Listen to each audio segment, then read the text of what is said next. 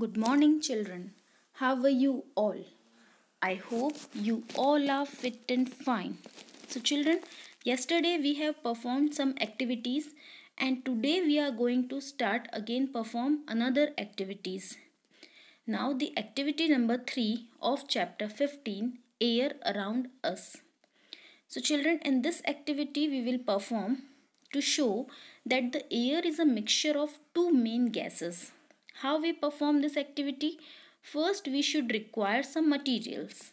So, children, a clean plastic tumbler, a glass pot, a candle, a matchbox, water, and a screwdriver. We want these types of materials, and we have to arrange all the apparatus like this in shown in figure. Like fix a candle in the middle of the glass, and by melting some wax, pour some of the water in the trot, and then light the candle as shown in figure. So children, what you can see in this picture, now invert the clear plastic tumbler on the lighted candle so that we will observe that the flame of the candle will flicker for some time and then goes off, and the level of the water in the tumbler rises up as shown in this diagram. So children, the following conclusion can be drawn that as the level of the water rises up in the tumbler, this suggests that some amount of air is used up in the burning of the candle, and this component of the air must be supporting the combustion of the candle. This is the component of the air which supports the combustion is called the oxygen. And the second is, as the large volume of the air is left in the tumbler, this unused component of air doesn't support the combustion of candle. And the major component of the air which doesn't support of the combustion process, which is called the nitrogen. And the third conclusion is, it has been established by further experiments that air consists of two major components. First is oxygen and the second is nitrogen. And the oxygen constitute 1/5 part of the air and nitrogen 4/5 part of the air. So children, after that now we remove the clear plastic tumbler and then make two holes in it with the screwdriver. So we light the candle and invert the plastic tumbler over it.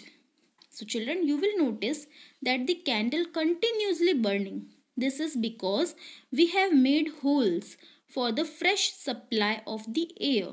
And from this activity we conclude that the air is always necessary for burning process, or we can say combustion process. Now after this third activity we will going to perform the fourth activity. This activity proves that the fresh water contains dissolved air. For this experiment we want some materials like glass beaker, tripod stand, wire gauze, spirit lamp and the fresh water.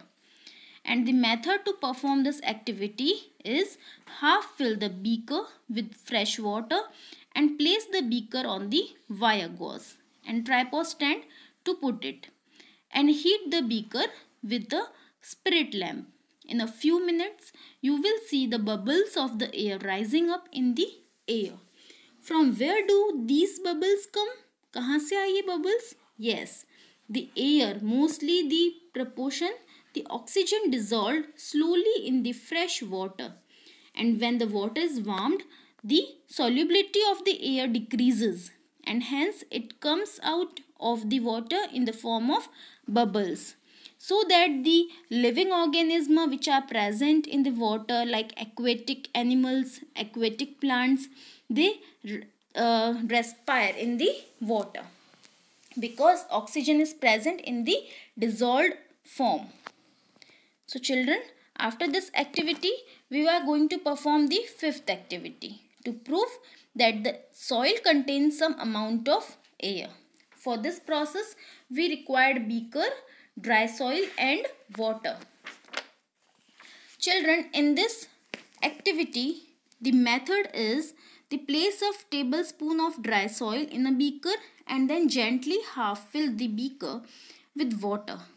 In a few moments, you will notice that the bubbles of the air rising up from the surface of the soil. Thus, the activity clearly proves that the dry soil contains trapped air within its particles, so that the living organisms which are present under the soil like the some earthworms are there present in the burrows, they can respire easily. Okay children, because oxygen is present in the soil also. And children, there we can say that the dry soil contains the air. So hope children these activities are clear to you. Any query you can ask me.